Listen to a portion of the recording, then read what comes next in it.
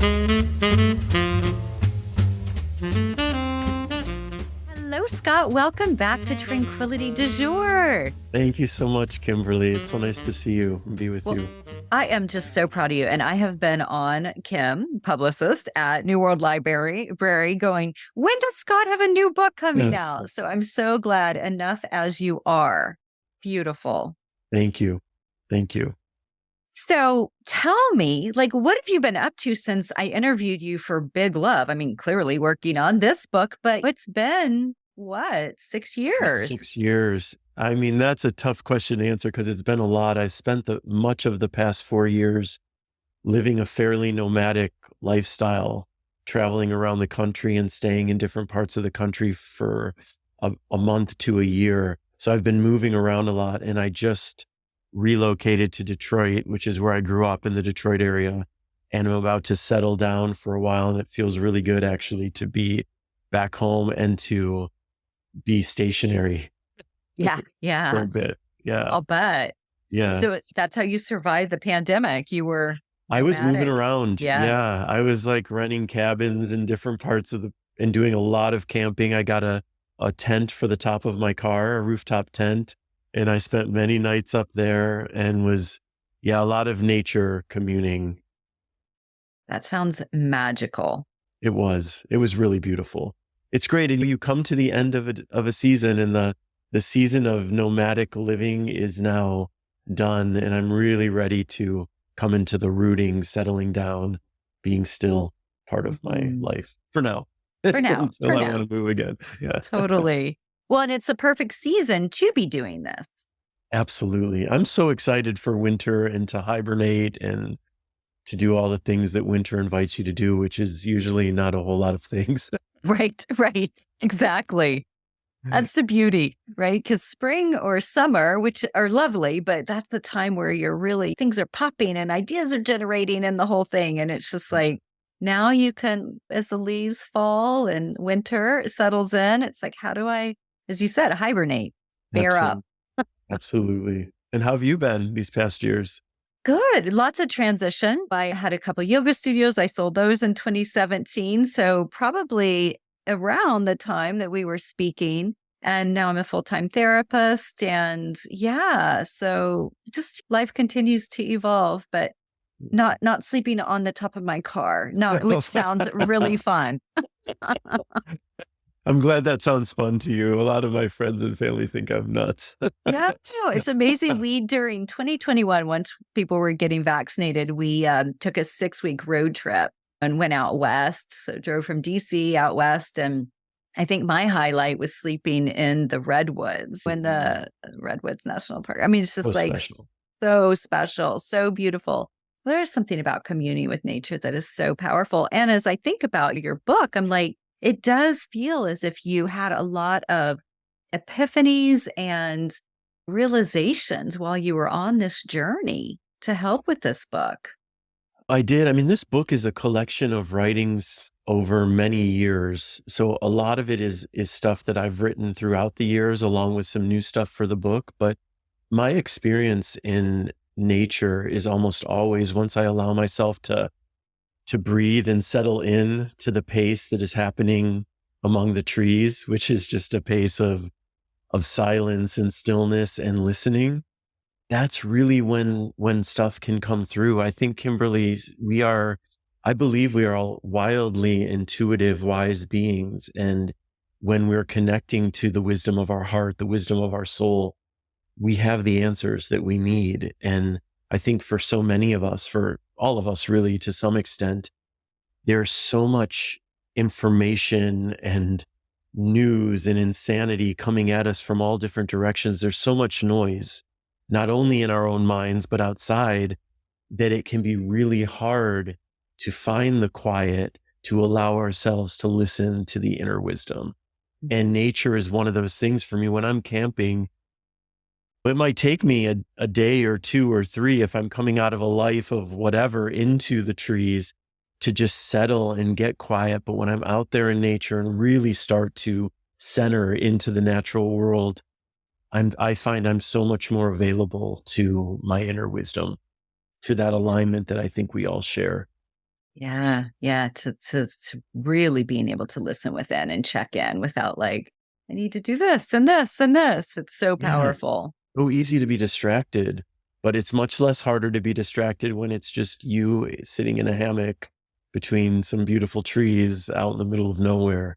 And also not even only just listening to my internal wisdom, but listening to the wisdom of the nature around me, the trees and the rocks and the earth. I mean, there's so much information coming through when we make ourselves available to it.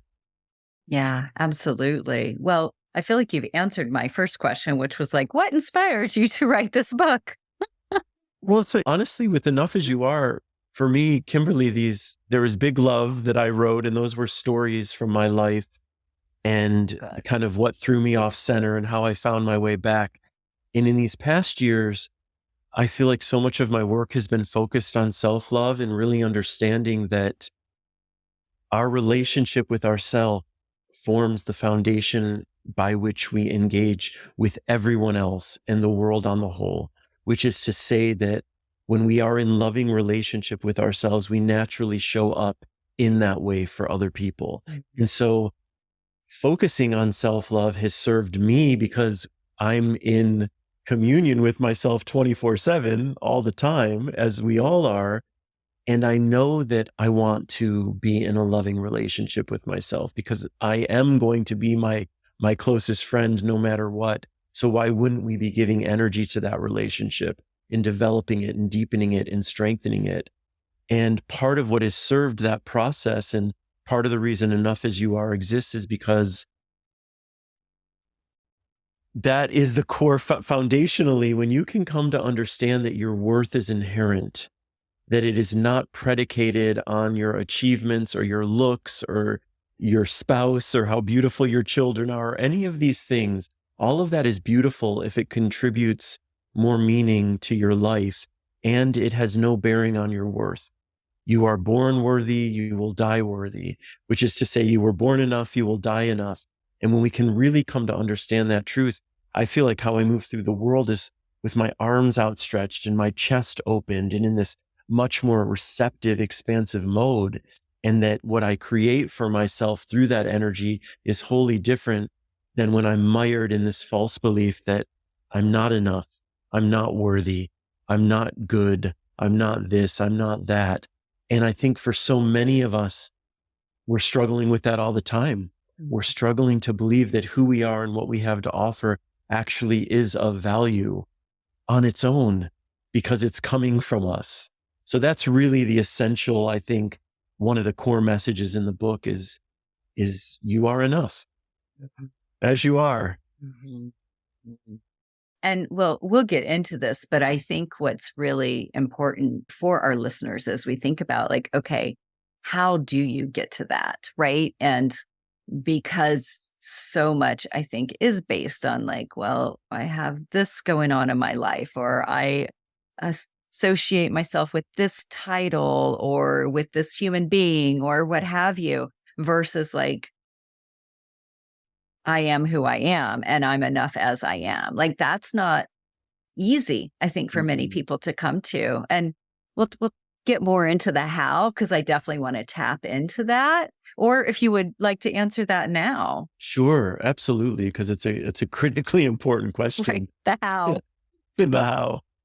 I mean, for me, it's like understanding. I see myself as someone who is very practiced at self-love.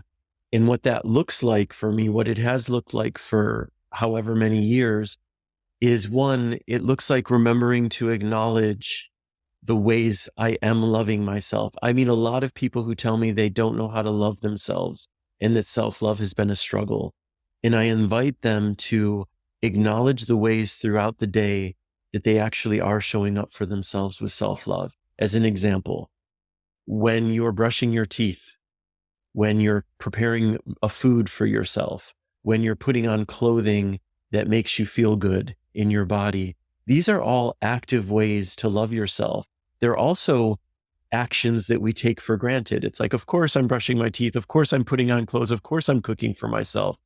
And I feel like instead of just going into the take it for granted of course mode, what happens if, when you're preparing food, you just put your hands on your heart and take 30 seconds to acknowledge, this is me actively loving myself in this moment.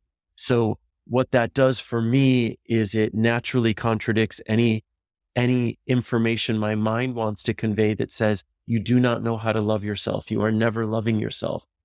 That's just not true, right? So that's one way we can start generating a practice of self-love, because by acknowledging it, we're giving energy to the action of it. And that naturally, because everything here in my experience is energy, that's naturally going to build upon the energy of self-love. I suspect on your show, you've spoken about affirmations at some point or talked to someone who's into affirmations. And I want to bring up affirmations as a how, but maybe from a different perspective than a lot of people who use affirmations. Because I experience everything as energy, what I believe is that what I'm feeling is much more powerful than what I'm saying. So if I'm saying to myself, I love myself just as I am, but what I'm feeling in my body is actual deep self-loathing, that feeling is going to trump the words. And so I really encourage people when they're thinking about affirmations to not speak of things that you don't vibrate with in an honest way, but consider the most honest statement you can make and give yourself over to that. So as an example, if I'm not able to say in this moment, I love myself just as I am I able to say, I am willing to love myself just as I am? Like that for some is a much more honest statement. They can't connect to the actual self-love feeling, but hey, I'm willing to. I don't exactly know how I'm going to go about it, but I'm open to that possibility. And if you can make that statement, that's actually self-love. That is actually you loving yourself. So these for me are just a couple examples of practices, like giving our energy over to the possibility of getting in better relationship with ourselves in a very intentional and conscious way. And what I might do, I use writing as a tool in a lot of the work I do. So I invite people to start their self-love journal and make that journal only things that reflect your commitment to love yourself. So some of those pages might be just pages of gratitude. What is working for your life? Pages of appreciation.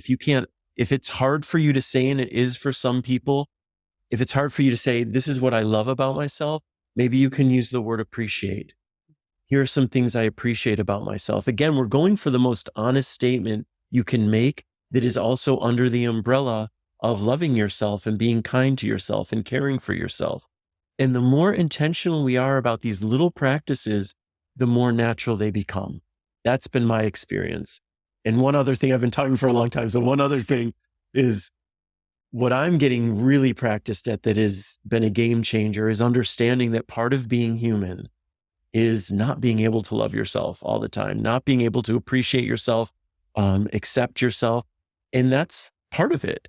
I have a self-abusive mind like everyone else. I don't give as much credence to those thoughts as I used to, but I still have those thoughts playing through. And so part of loving ourselves is understanding that when we're not able to show up for ourselves or others or our life in the way that we would ideally like to, can we still offer ourselves grace? Can we still remind ourselves, hey, honey, it's okay. You're human. You're still beautiful. You're still worthy.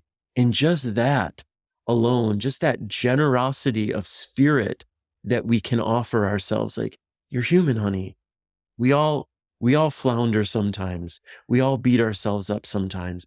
There's such an easy grace in that for me has allowed myself to take risks and follow the longings of my heart, because I know on the other side of it, I'm going to be there with some kind words and some generous grace. So there's a handful of hows. Yeah, no, super helpful. I love the idea of a self-love journal too, because we're so good at noticing what, like I'm looking down at my planner, what we didn't get checked off, right? Or what didn't go well. And we really do have to make ourselves notice what went well. What am I grateful for? What do I appreciate, right? Absolutely. It's critical because I think our minds, we are conditioned to judge ourselves. And our minds naturally go to that place. And our minds naturally go to negative thinking. Our minds naturally go to the worst case scenarios. This is all stuff that happens in an effortless way. I have yet to meet a person who tells me, I need to be more negative. I need to be more doubtful. I need to judge myself more harshly. That's not what's going on for most of us. Yeah, So understanding that your mind is automatically going to go to these places, it's incumbent upon us to be more intentional and proactive about considering the benefits of a situation, looking at all the different ways that we are showing up beautifully for our lives and ourselves. Like, we have to be proactive in that way to balance out all of the easy negativity and self-abuse that happens within us. totally, totally. And then, of course, we have the negativity bias, right? That we all have that is evolutionary, right? It like helped our ancestors survive looking for threats in the Absolutely. environment. We have to look for like, what are not threats? What are good? Absolutely. And understand, like, our mind, when I really came to understand my fear as only trying to protect me. So anytime my fear is coming in saying no, no, no, which it's always saying no, no, no, if there's even a chance of me feeling discomfort. But I understand that it's saying no because it doesn't want to see me get rejected or misunderstood or judged, doesn't want to see me fail. It doesn't want to see me get criticized. All of these different things that our fear is saying, but we have to understand that and bring some more emotional intelligence to each moment and look at the different ways in which our fear may be overreacting. And if our heart is still calling on us to move forward in alignment with its wishes, part of this practice of loving ourselves more greatly is understanding that that is going to allow us to take the risks that our fear is imploring us not to take, because we know we've got our back on the other side of it, no matter how it works out. Beautiful. I mean, it's such a good reminder. And also, as you were talking, I was thinking of growth mindset versus fixed mindset and how like a lot of what you're saying is so growth mindset oriented. Yeah. Absolutely. So I like this too. It's like, what is a love activist? He's a love Yeah, activist. I love that. I was like, I want to be a love activist. I love that too. That is, I was lucky enough to get a blurb from Glennon Doyle for Big Love, and she's one of my favorite writers and activists out there. And she, in that blurb, I had never been someone, if someone asked me, what do you do? I always just stutter through the response. I do some writing, I lead some, Yeah. I never could put it succinctly. And in her blurb, she referred to me as a love activist. And I'm like, that is a title I love, because for me, that I make a lot of noise for the power of love. I see love as an energy. I see it as an energy that's alive within us and outside of us. And I see it as the most powerful energy to create healing in this reality. So for me, love activism is about recognizing that however we're showing up in our lives, we can look at how love will support our words, love will support our actions. And when we do so, we can trust that we're actually serving ourselves and others in a pure positive way. Because in my experience, that's the only possibility with the energy of love. It is always of service. It is always bringing about more compassion, more forgiveness, more kindness, more empathy, more of what we all want to see, and Yeah. more of what we all want to be, I think. Right. Yeah. No, I love that. I was like, this is such a great title. It's like, It oh, I'm a is, love right? activist. Yeah. And then people are like, what Then is you that? take that title too. You're a love I activist. want to be one. You are one.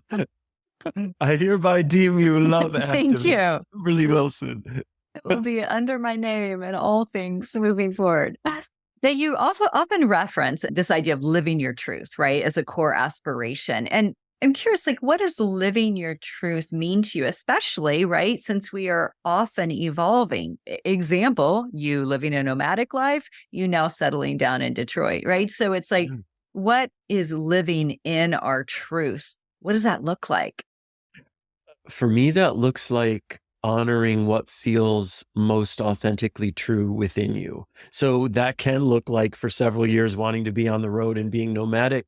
And then what feels most authentic within you now is, hey, I need to be still for a little bit. I mean, for me to broaden out this, it's we are conditioned in so many ways to live inside these boxes around what we should be doing, who we should be loving, what we should be saying, how we need to be showing up. And for me, part of this journey of growth is getting in touch with what feels like a conditioned response versus what feels like an honest response. So one response to what does it mean to live in my truth is looking at, are these words that are coming out of my mouth right now conditioned? Are these words I've regurgitated for years and don't even feel authentic to my experience or what feels real to me right now? And if so, if that's great information, if so, how can I reframe these words in a way that feels honest, in a way that feels more truthful? Apply that to the actions you're taking in your life. When you're making choices, like take a moment to look at, how is this choice making me feel? Oh, it's making me feel a little anxious or like crap. Well, why is that? Maybe it's because this doesn't feel like an honest response to how I want to be showing up in my life right now. And the reason I'm feeling uncomfortable is I'm continuing to live in this box of conditioning. And what I came to learn, Kimberly, and it was really liberating for me, it was one of these truths that felt really heavy and then liberating. I had this moment of understanding, no matter what I do, people are going to judge me, no matter what. And when I realized that, it felt really heavy. God, why are we all so judgmental and critical of one another? Like that's a sucky part of being human. But then when I sat with it, it became really liberating because instead of it was like, no matter what I do, people are going to judge me. It was like, wait a minute, no matter what I do, people are going to judge me, which means that if I live in this box of conditioning, I'm going to be judged. Or if I live in the expansiveness of my authenticity and what feels most true for me, I'm going to be judged. And knowing that either choice is going to create judgment, why would I ever choose this box of conditioning? Because the benefits that come from honoring what feels most authentically true within us are indescribable. As I'm sure I know everyone listening can relate to having at least a moment or two or 10 where we felt like we were honoring what was most true within us. And what was created from that place was extraordinary or beautiful or more connected or more meaningful. And again, that doesn't mean you won't be judged for it, but you're going to be judged anyway, regardless. So be as free as you can be and experience the gifts that come from that freedom. I love this so much. And I feel like, because I'm in a state right now of simplification of things I've done for like 20 years, making changes around. And so I love this idea. Are you doing this because you're conditioned to just keep doing it? Which, yes. And, or is it like authentic to who you are right now and what you want in your life at this moment? And I think it's really hard to take that pause and check in. I think sometimes it comes down to like just the physical sensations around it become too much, or you recognize like, maybe I need to take a pause or whatever it is. And so, how do you encourage people when you do live a pretty conditioned life to really do that regular check in?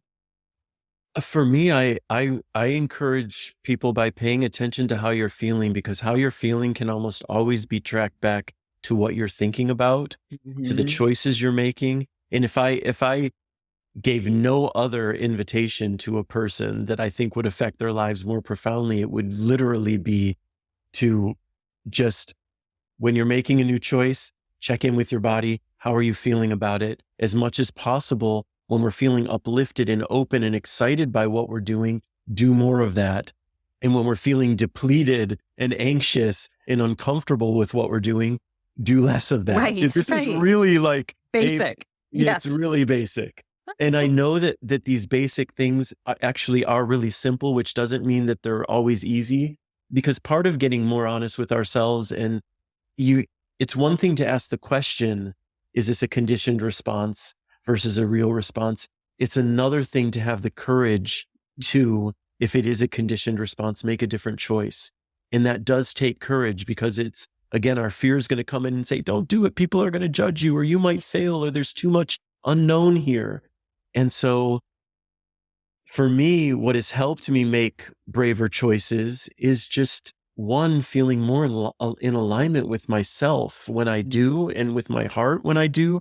And then also seeing time and again, whoa, had I not done this thing that was truer to me, I never would have met this person. or I never would have been in this circumstance. And it was only my willingness to move forward in alignment with my heart that created this situation that I feel so grateful for right now. Right, right. Yeah. No, I love that. You're right. It is so basic. And yet It's it's so basic. also, All of just this not stuff is right. so painfully basic. I mean, my book is Enough as You Are. Like, how Yeah. many people are saying you are enough? And I Right. mean, what I want to say about that is really an overarching theme, not only in the book, but in my life right now, is just no matter how I'm showing up, even if I am in a moment, I'm aware that I'm aligning with my conditioning and I'm not feeling courageous enough in that moment to do anything different. So I move forward in alignment with that conditioning. Even in that moment, self-love invites me to be gentle with myself and to be kind to myself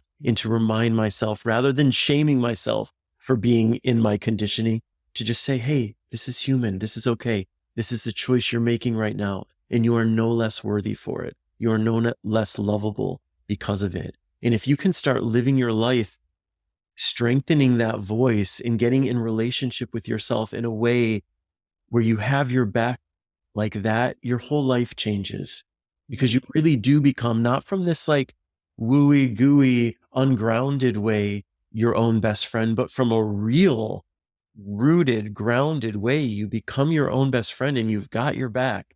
And I really see self-love as a practice and a skill. And like all skills, the more you practice it, the better you will become. So if your intention is to love yourself more deeply and your commitment is built around that and you have a willingness, you're going to see some growth in that area. I see it as the only possibility.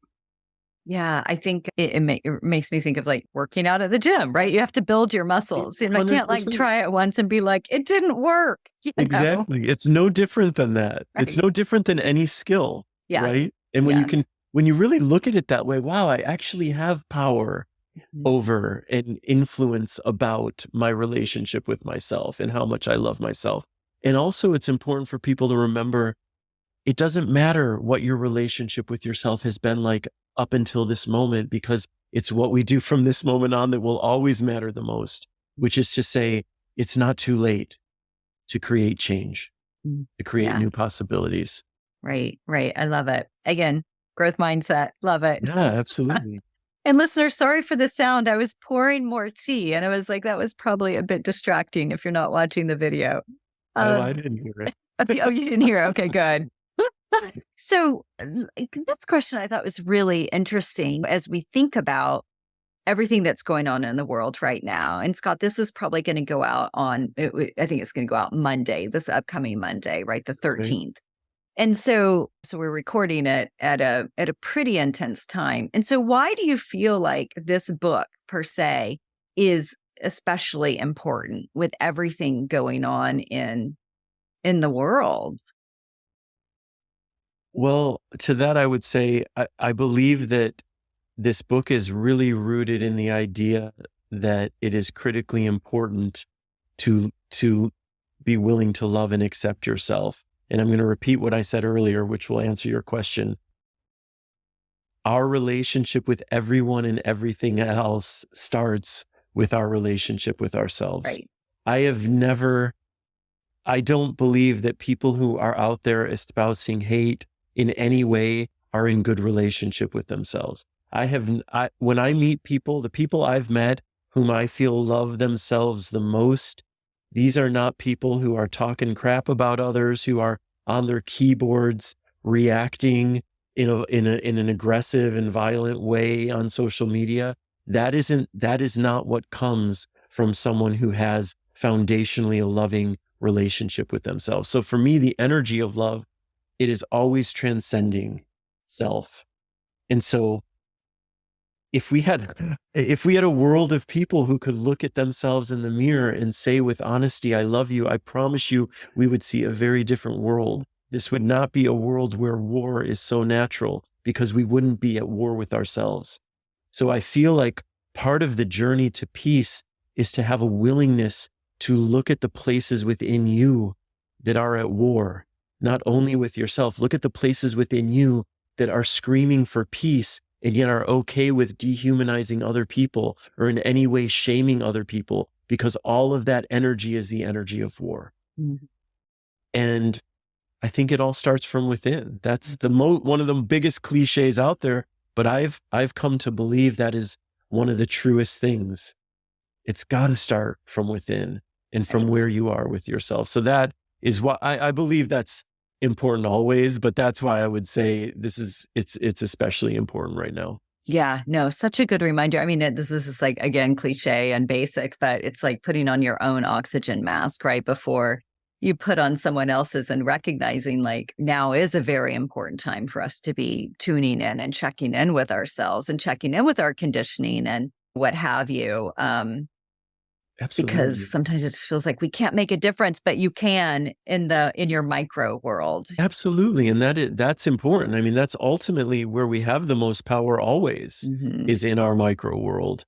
And also when we're looking now at the ease with which people are shaming each other for how they're showing up or how they're not showing up or whatever it is, what I see in such an extreme way right now is just the hypocrisy. And I feel like the journey of self-realization and really getting honest with yourself is a journey of looking at the places within you that are wildly hypocritical, Mhm.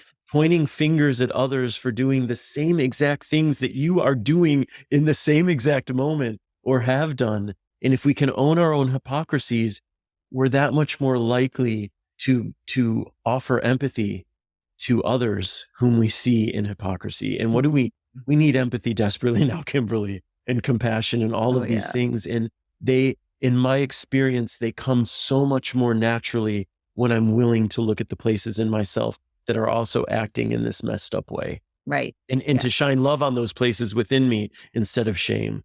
Right. Right. So beautifully said. Well, and I'm curious too, because my other question is around the importance of sometimes numbing ourselves, right? And so in therapy, we talk about having healthy distractions, right, from your mind when your mind is like ruminating or what have you.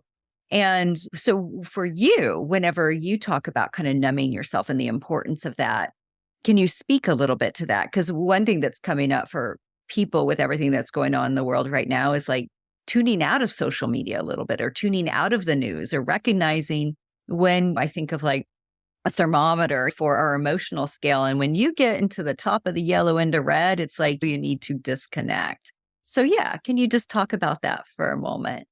Yeah, for me, I mean, the piece in the book about numbing was just this idea that I think I was really judgmental. I know I was really judgmental of myself when I would choose to numb in whatever way, whether it was Mm. drinking or lots of TV or sex or smoking pot or all of these different choices we make to kind of check out for a moment.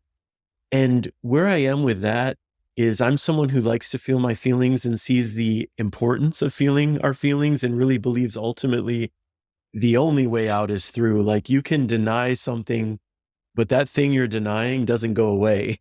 So if you want to numb for days or weeks at a time, on the other side of that, the thing you're numbing from is still going to be there, right? So understanding that we ultimately can't successfully, I believe, deny what is. And at the same time, this world is insane. Like, I do not believe we were designed to hold all the information that we're being asked to hold. We were, we evolved from villages and knowing what was happening in our very small communities. And now we're expected to know what's happening in numerous countries around the world and the intricacies of why it's happening and how we're supposed to respond or feel about it. And it's too much. It is too much. So I'm really graceful with myself when I'm numbing in whatever way, whether it's a big Netflix binge Mhm. or an edible. It's like, I'm like, this is what you're choosing to do right now, and it's okay. And it's not only okay, it may be the exact perfect thing that you need to do right now. And and if all you're doing is numbing, if all you're doing is checking out, there's probably something to look at there at the same time, because it is also important to be with what is actually happening in our bodies, to feel what we are actually feeling, and to know that part of this experience is numbing, part of it's feeling. And I'm not going to shame myself for whatever choices I'm making in that way. Right, right. Yeah.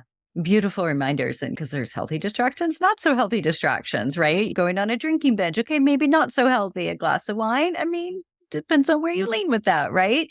But, Netflix binge, going on a walk, taking a bath, things like that, that just can shift you physically, even just to get out of your head and into a new environment of some sorts or into somebody else's world, like with a Netflix binge, right? Yeah. And I mean, I will always encourage cutting out news as an extraordinary healthy choice. It has been for me, like really being more intentional about the news I'm taking into my system and not reading 10 different articles about one thing and spending hours in the misery and hours it's not helpful. I don't believe it's not helpful to me, but I also don't believe it is serving anything or anyone in that way. That's been my experience with it.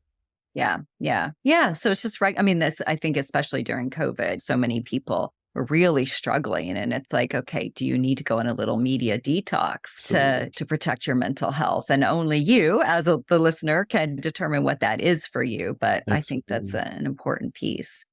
And so, one other thing, and then I'll ask you my final question is, what do you hope readers ultimately will take away from this book? Like, if you got follow-up emails, right, about the book, or someone says they made a substantial change of some sort, what would make you feel satisfied? Yeah. Well, I mean, I have gotten a bunch of feedback from people who've read it, and it is in line with what I was hoping. I mean, one of the things I really hope is that readers will feel less alone in the experience of their humanity when they read this, because I feel like throughout the book I bring attention to a lot of the human experience just through my own personal lived experience, but knowing that it's something we can all relate to. Looking at our envy, looking at jealousy, looking at shame, looking at the struggles to love ourselves and the struggles to love the parts of ourselves that we don't like. So I think there's real power in connecting through writing that allows you to see, me too. I get this. I feel this. To know you're not alone in whatever your struggle might be. A lot of people write me up and say it feels like sitting with a good friend, and I really appreciate when readers have that experience of my writing.